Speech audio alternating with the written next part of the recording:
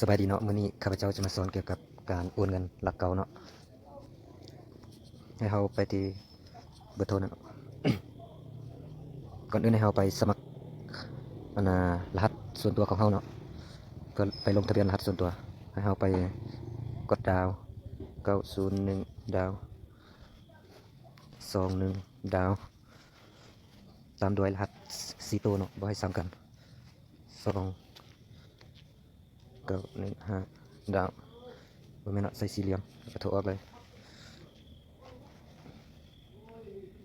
นี่ก็จะว่าท่านได้ตั้งรหัสสำเร็จแล้ว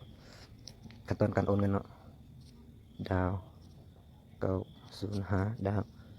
หมายเลขโทรศัพท์02092924341ดาวตามด้วยจำนวนตามด้วยรหัสเนาะรหัสอันเราสร้างเมื่อกี้เนาะ2915สี่เหลี่ยมจำนวนเงินข้าพเจ้าจะโอน1,000 กีบเนาะ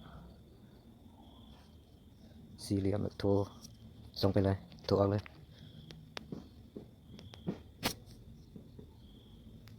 ข้อความจะยังยืนยันจะส่งหาทานไว้นี้โอเคเนาะ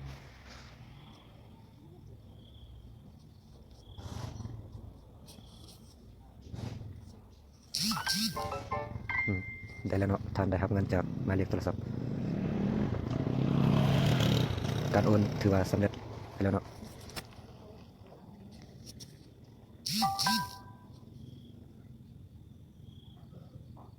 เอามากดเบิ่งกันเลยชั้น1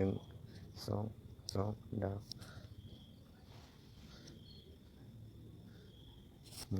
1,900สำหรับคลิปนี้จะมีแต่สำเนียงเนาะขอขอบใจ